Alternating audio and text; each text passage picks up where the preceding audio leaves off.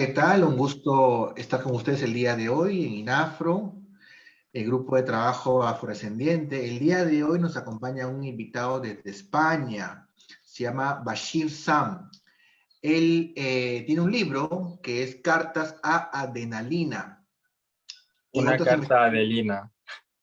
Sí, efectivamente, Bashir, gracias. Y diversas investigaciones sobre el tema afro, ¿no? En España y en otros países del continente europeo y también sobre discusiones sobre el tema africano. Entonces, él nos va a hablar sobre su experiencia y su trayectoria profesional y la investigación que viene a presentar. Voy a compartir la vista al hablante. Ok, adelante, Bashim, te escuchamos. Bueno, hola a todos y a todas. Soy Bachir, soy actor, cantante y escritor. Nací en Las Palmas de Gran Canaria y mis padres son senegaleses. Viví con una familia española hasta los 8 años y de allí es cuando fui por primera vez a África, precisamente en Senegal, en donde al principio me iba por 3 meses y me acabé quedando 14 años, hice mis estudios allí y después de graduarme volví aquí en España a formarme como actor, que es lo que realmente quería desde pequeño. Y tras ver el viaje, ¿no? Que ha sido un viaje a la inversa, que siempre estuve muy consciente de que al tener 8 años y vivir en España, al ser negro, siempre veía a africanos, a afrodescendientes venir de África hacia España para inmigrar, pero a mí me tocó lo contrario, ¿no? Y es verdad que en aquella época tenía una imagen, digamos, una imagen cliché o un estereotipo de lo que es el continente africano en sí, porque según los medios de comunicación te enseñaban imágenes erróneas de gente con falta de recursos, gente con hambre, incendios, guerras y todo aquello, ¿no?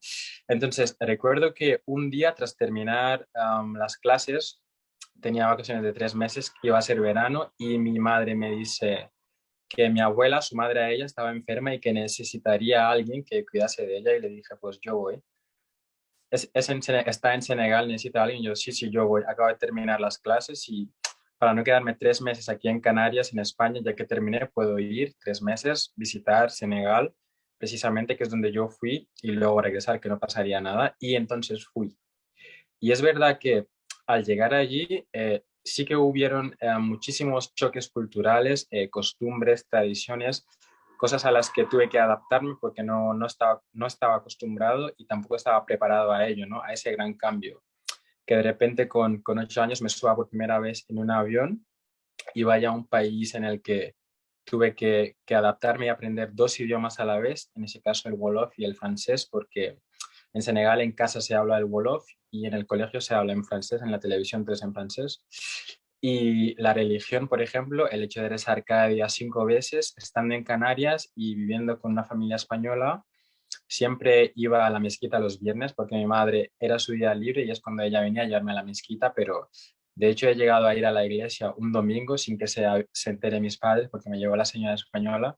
Vamos a la iglesia, yo sí, vamos. Y yo le dije, recuerdo haberle dicho, yo quiero venir a la iglesia cada día y me dice, como le digas a tu padre que te he traído a la iglesia, me va a matar, así que no digas nada. Por lo cual en Canarias solo iba los viernes a la mezquita y una vez en Senegal tenía que rezar cada día y 5 veces, que al principio se me estaba haciendo en plan algo complicado, que yo lo hacía solo el viernes y ahora cada día y 5 veces, aparte de la comida, ¿no?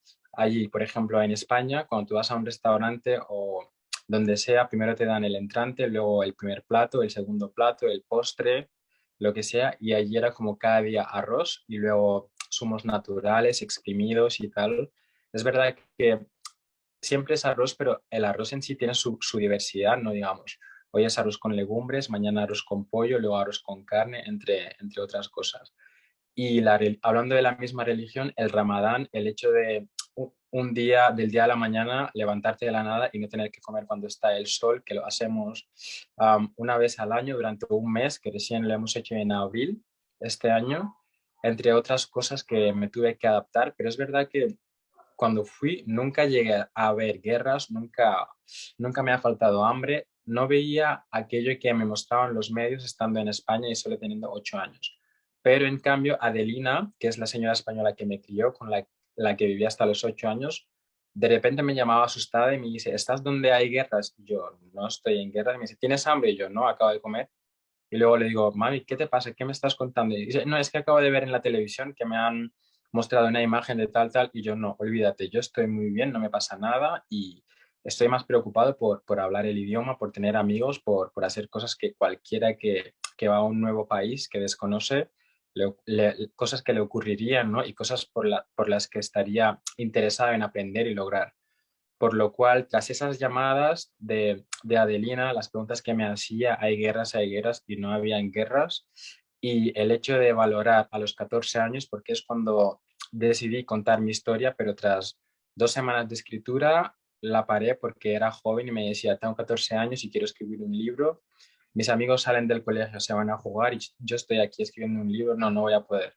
Pero tuve muy claro que sería un hasta luego del proyecto y no un adiós, porque yo emigré de Europa hacia África y no había visto a alguien con quien identificarme, ¿no? Para poder charlar e intercambiar, por lo cual lo tuve muy claro en aquella época. Y fue el año pasado, durante el confinamiento, cuando estábamos encerrados allí, yo en mi casa estaba solo, pasé por muchos momentos de ansiedad, de frustración al estar encerrado y obligado a estar encerrado, que yo soy una persona como muy alegre, ¿no? Voy a clases de teatro, luego quedo con amigos a hacer planes siempre y de repente es como que, vale, te quedas en casa, no sales. Los primeros días recuerdo habérmelos pasado muy mal haciendo ejercicios de cámara porque soy actor, luego me dije, vale, hice bastantes ejercicios de cámara, ahora voy a probar otra cosa. Estoy componiendo música, que también canto, me monté mi mini estudio en mi casa y luego también es como que me aburrí y me dije, vale, hice actuación, hice música, ahora me apetece hacer otra cosa, pero sin enfriarme como artista, ¿no? Y seguir creando. Y de ahí me dije, ¿por qué no seguir con el libro que tenía planeado escribir cuando tenía 14 años? Como la historia es real, empecé por unos pequeños bocetos diciendo, empezaría por este capítulo, luego seguiría el otro y el otro, y de ahí vi cómo vincularlos entre ellos. Empecé unos días, funcionó la primera semana, la segunda me gustó, me sentía cómodo y lo terminé en 4 meses, la primera parte, que por cierto ahora me encuentro traduciéndola al francés para poder publicarla en Francia y en Senegal, que tras su publicación mucha gente me escribió preguntándome que no entienden español y quieren leer la historia ya que ocurrió en Senegal y tal, por lo cual la estoy traduciendo y al mismo tiempo escribiendo la segunda parte porque esta es una primera parte que trata de 2005 a 2015 y hay otra segunda parte y luego el regreso en Europa. Y después de escribir el libro, pues como soy cantante, tenía la necesidad de que me faltaba algo, pero no sabía realmente qué me faltaba. Y de ahí, como estaba aprendiendo la guitarra a distancia en el confinamiento, agarré mi guitarra, estuve jugando con unos acordes improvisados y pensé, ¿qué le diría a Adelina si la tuviese enfrente y terminase de leer el libro? Estuve soltando frases improvisadas ahí de la nada y me dije, pues lo que me falta es una canción. En menos de una hora escribí un par de frases, la canción en sí, llamé a mi productor y le dije, mira, tengo esta canción que quiero que acompañe el libro porque es un proyecto, es una autobiografía, ¿no? Un homenaje, digamos, en sí. Y lo probó, funcionó y me dijo, sí, podemos seguir adelante con el proyecto que va a estar guay y lo tuvimos. Ahora la canción se llama Adelina y está disponible en todas las plataformas musicales y el videoclip en YouTube, por supuesto.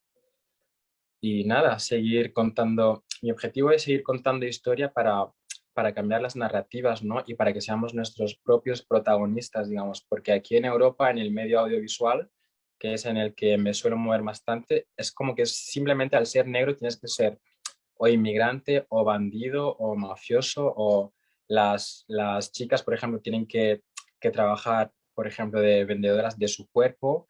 Es los papeles que suelen tener en televisión y yo creo que en el siglo XXI, ahora donde estamos, a mí, por ejemplo, me pasa que para ver un proyecto audiovisual y que me identifique aquí en España, no existe.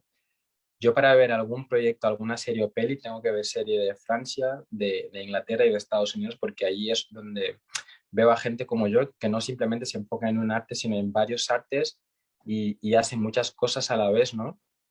Entonces, mi objetivo es contar esta historia para que la gente vea que no por ser negro tú tienes que ser de África y si eres negro eres inmigrante y eres un bandido, ¿no? como también suelen decir aquí, si alguien es una persona rubia de ojos azules, tiene que ser de Europa del Norte.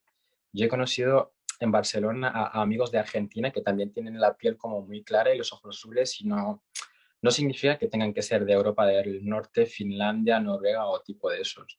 Yo creo que cada persona es un mundo en sí por descubrir y que merece la oportunidad, merece la pena dar la oportunidad para conocer a esa persona, ¿no? Y sobre todo que los medios de comunicación, el sector audiovisual, por ejemplo, te enseñan cómo es la sociedad, pero cómo la sociedad podría llegar a ser.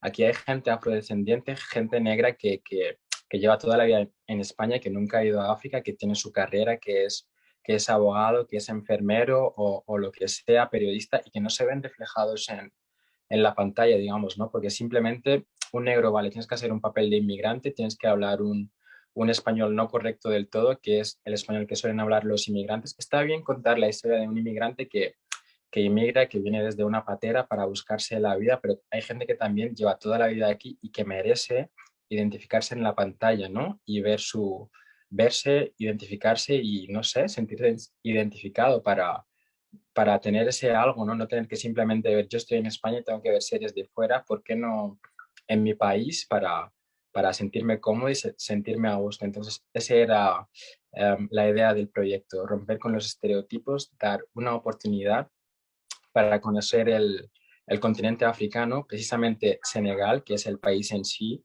porque si te fijas en los medios, cuando nos hablan de Estados Unidos, de Nueva York, nos hablan de Manhattan, de Central Park, Times Square, París ocurre lo mismo.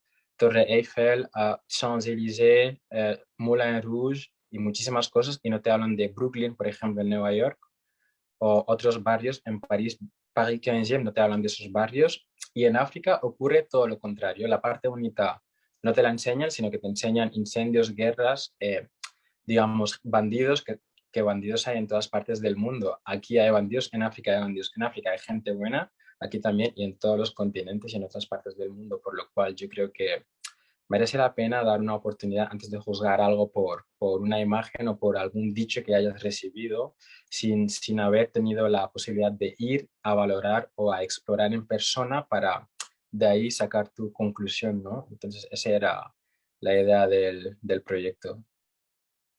Perfecto, Bashir, gracias por tu testimonio y me gustaría tal vez que nos comentaras cuál ha sido el impacto de esas cartas, ¿no? A Adelina en otros jóvenes o adolescentes o niños afrodescendientes en España que tal vez también tienen tu condición y se han sentido identificados con ello. ¿Ha habido algún sentido con ese aporte que has traído? Totalmente, totalmente. Yo lo suelo decir muchas veces, de hecho, en entrevistas y tal, que cuando escribía el libro yo simplemente buscaba contar mi historia y que no sabía ni pensaba en dónde podía llegar, pero es verdad que una vez lo publiqué, me empezaron a seguir varios artistas, varias gente afrodescendiente de aquí de Madrid, que yo antes vivía en Canarias, cuando regresé de Senegal, luego en Barcelona, que es donde estudié interpretación, y apenas llevo 1 año y 5 meses en Madrid, pero ahora mismo es como que el otro día fui a una tienda a hablarle si podía dejar mi libro, se lo enseño y decía, ah, mira, ese es el autor, el libro lo conozco, lo he visto en no sé cuál medio, por lo cual a través de las redes sociales, sobre todo Instagram, me suelen escribir bastante, me agradecen el hecho de haber contado mi historia, de que primero me dicen, tengo 24 años, dicen, bueno, alguien joven como tú que haya escrito su historia para cambiar el eso es algo muy, muy valiente, me agradece muchísimo el haber contado mi historia y creo que vale mucho, ¿no? Tiene mucho, mucho valor, digamos, mucho peso que alguien cuente su historia de la nada, que no tenía pensado hacia dónde podría llegar y que de repente alguien te escriba y dice, pues mira, me he sentido muy identificado con tal cosa, siendo afrodescendiente aquí, de toda la vida, pues no sé, es como que llevo toda la vida aquí y me consideran extranjero y en cambio nunca he ido a África y es la realidad que la gente vive aquí, ¿no? Por lo cual yo creo que tenemos voces, tenemos historias y debemos usar nuestras voces y ser los protagonistas de nuestras historias para contarlas y que la gente se entere de que no todo es lo que parece, digamos, ¿no? Cada persona, lo que decía antes, cada persona es un mundo en sí. Aquí hay gente que viene de África, pero hay gente, por ejemplo, de Guinea Ecuatorial, que era una antigua colonia española, Y en cambio, esa gente, la mayoría que conozco son actores, pero para actuar tienen que hablar un español que no es del todo correcto. Y en cambio, allí se habla español, porque era una colonia española, pero a través de la televisión española es como que siempre al ser negro tienes que ser inmigrante. Y el trabajo ese de integración, ¿no? Y de inclusión, los que más lo están logrando son las plataformas como Netflix, por ejemplo, cuando hacen un proyecto piden mucha diversidad en el cast, cogen a alguien de Latinoamérica, alguien de Francia, de España y luego alguien de algún africano, algún afrodescendiente y ponen el cast en sí en el proyecto y luego tiene mucho impacto. Ahí sí que me llevo a identificar. Pero sí, me agradece muchísimo y no era algo que me lo esperaba, ¿no? Yo lo conté, me dije, lo voy a contar y voy a compartirlo con quien se anime, ¿no? A leer y dar una oportunidad, pero cuando ellos lo han leído, la verdad es que sí, me ha chocado muchísimo y no era algo que me esperaba al principio, pero me emocionó mucho y me apoyan en todo, me escriben. A veces voy a un restaurante que está en Lavapiés, la zona céntrica de Madrid, en un restaurante senegalés donde suelo comer bastante, que estoy con mi gente ahí, ¿no? Y de repente viene alguien a traerme el libro para que se lo firme o a hacerse una foto conmigo y a agradecerme y es algo que no estaba acostumbrado y no tenía pensado tampoco, pero ocurrió, por lo cual bienvenido, bienvenido sea. Perfecto, Bashir. Tengo otra duda. Nos comentas sobre todo este estereotipo con los inmigrantes africanos en el cine, en el teatro, que solamente los colocan en una situación tipo de rango menor, ¿no? Como solamente como inmigrantes, sino como otras figuras destacadas en el cine o actores principales, ¿no? ¿Qué es lo que tú, en base a tu experiencia, propones que debería hacer tipo el Estado, los medios de comunicación, para poder romper este sesgo racial en el cine y en el teatro? ¿Qué crees tú que se debería implementar? Yo propongo que, por ejemplo, aquí en España las televisiones sigan a las plataformas, porque las plataformas son mundiales, es decir, no están en un solo país, están a nivel mundial en varios países y si tú tienes una plataforma en la que gente de varios países lo tienen que ver, mientras más tengas un cast diferente internacional, a más gente vas a llegar, ¿no? Y lo que te decía antes, el medio audiovisual te muestra cómo es la sociedad, pero te puede mostrar cómo la sociedad podría llegar a ser, digamos, ¿no? A mí en la vida real, cuando recién me mudé a Madrid, entraba en una tienda y me hablaban en inglés y es como que yo respondía en español serio, hi, me decían y yo, hola, ya hablas español y siguen, y ahí lo intentaron varias veces y me dijeron, ya, pues mira, a la que entre en una tienda y me hable en inglés, yo voy a responder en inglés, pero en un acento británico, ¿no? Respondí, lo probé con la chica y no me entendía y estaba perdiendo más tiempo y acabé respondiendo en español y dije, mira, es que tengo un poco de prisa. La tienda me dice, ¿hablas español? Y yo, sí, pero lo que pasa es que cada vez que entro en una tienda es como que me hablan en inglés, en plan, tú entras, te hablan en inglés, es porque tú no eres de aquí, ¿sabes? Si estamos en España y entra alguien en una tienda, se le habla español. Cuando no entiende, ahí pruebo inglés, francés, catalán, todos los idiomas que me sepa hasta poder comunicarme con esa persona, ¿no? O cuando me dicen de repente, ¿de dónde eres? Digo, de Canarias. Y me dicen, ¿pero tú eres de Canarias? Porque Canarias es en España, ¿no? Y me dicen, ¿eres de Canarias? Y yo, sí, soy de Canarias. Y dicen, ¿tu padre de dónde es? Y yo, mi padre de Estados Unidos. Y dicen, ¿tu madre? Y yo, mi madre en Suiza. Y dicen, pues tus abuelos son de África, ¿no? Es como que al ser negro tienes que tener el vínculo con África, sí o sí, tú no puedes ser de aquí, no lo llegan a entender. Y en cambio en otros países como Estados Unidos, Francia e Inglaterra ya han avanzado esa etapa desde hace mucho y en los proyectos audiovisuales es como que están bastante integrados, muestran a la gente cómo es un cast, no un papel de negro, lo que le suele decir a mi representante cuando me manda un casting para un proyecto, le digo, ¿cómo es el papel? ¿Tengo que usar un acento africano? ¿Hago de mafioso, bandido o cómo es? Porque ella ya se sabe, no, me dice, la productora está abierta a propuestas, por lo cual tú haces el personaje como te salga bien, como consideres y de ahí ya vemos. Y yo creo que proyectos así se deberían de hacer, no hacer un papel para blanco, no hacer un papel para negro, sino hacer un papel. Y quien lo interprete mejor, sea blanco o negro, pues que así sea y que bienvenido sea, pero para el proyecto no debe de suponer una barrera, un papel que lo interprete un blanco o un negro, porque al fin y al cabo todos somos personas y el medio audiovisual está para contar historias, ¿no? Por lo cual da lo mismo que cuente la historia un blanco o que un negro. Lo importante es hacer transmitir el mensaje que quieres transmitir y contar la historia como la quieras contar. Para mí esa es la lucha fundamental. Perfecto, Basil. Ya para ir culminando la entrevista, muy interesante lo que nos comentas. Es un honor tenerte a ti para poder hablar sobre tu experiencia. ¿Por qué? Porque muchos jóvenes todavía no se animan a dar este gran paso, ¿no? De poder publicar su experiencia, ¿no? De poder describir todos los fenómenos o cuestiones que van atravesando para poder inspirar a otras personas y poder también incursionarse en el cine, en el teatro. Entonces, ya para poder terminar, algunos comentarios finales sobre tu experiencia, ¿qué mensaje darías tú hacia esos jóvenes que están intentando escalar en ese espacio, pero que todavía no pueden o no se deciden? Yo les diría primero de confiar en sí y de tirar para adelante. Cada principio cuesta muchísimo. En la vida nada es fácil, pero si tú te configuras en mente, a tu cabeza, a tu cuerpo, a tu ser, tú te configuras a estar siempre dispuesto a lo complicado. Cuando llega a lo fácil, tú te lo comes así, pero en realidad en la vida nada es fácil, ¿no?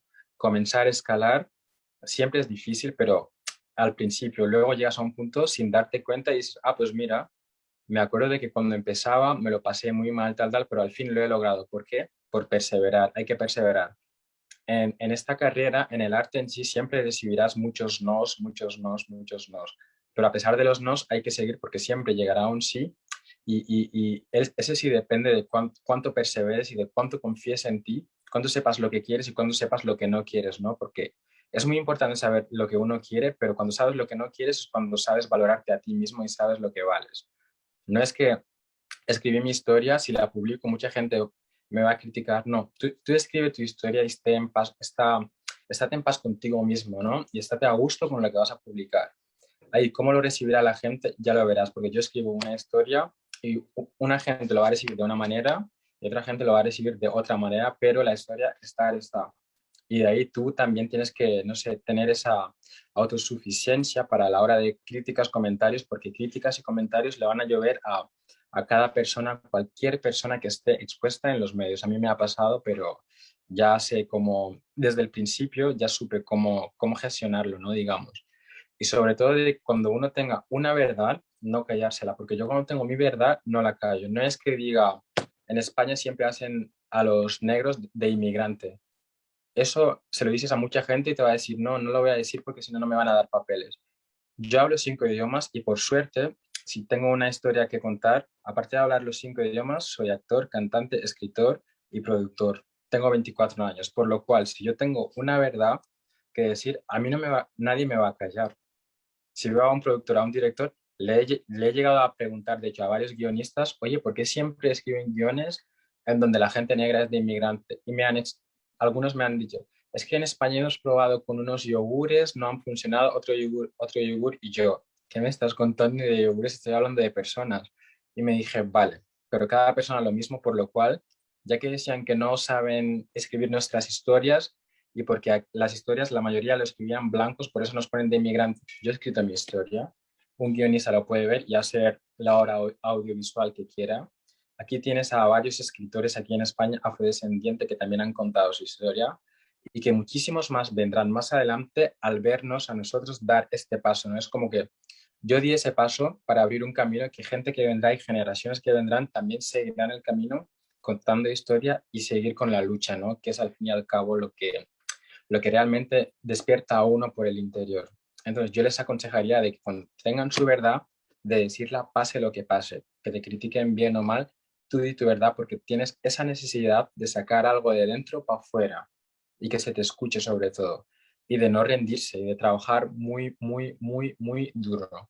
Llegará un punto en el que tendrás a un equipo en donde gente vendrá a apoyarte, pero siempre el principio cuesta, pero ese proceso es el que más uno debe disfrutar, ¿no? Por ejemplo, cuando eres cantante al principio, haces eventos, no suele venir mucha gente y dices, es que no ha venido nadie, no ha venido nadie, pero ese momento hay que disfrutarlo a tope porque más adelante, cuando seas conocido, siempre va a estar lleno el estadio o el sitio en el que tú vayas a presentar, por lo cual a los principios, si ves algo vacío, tú disfrútalo y hazlo como si estuviese ya lleno, que al fin y al cabo, más adelante serán recuerdos que dirías, pues mira, un día hice un evento aquí y no vino nadie, pero ahora ya que hago eventos es como que estoy acostumbrado a verlo lleno siempre, ¿no? por lo cual hay que disfrutar del proceso, no rendirse y como el proverbio que se dice aquí en España, ¿no? Zamora no se hace en una hora. Es decir, que todo lleva su tiempo. Empecé con la escritura, saqué mi single, tengo proyectos de actuación pendiente y poco a poco voy haciendo más cosas, pero que no todo viene de golpe y el trabajo, la constancia y la perseverancia siempre tiene que estar ahí. Ese consejo les diría. Espero que os sirva.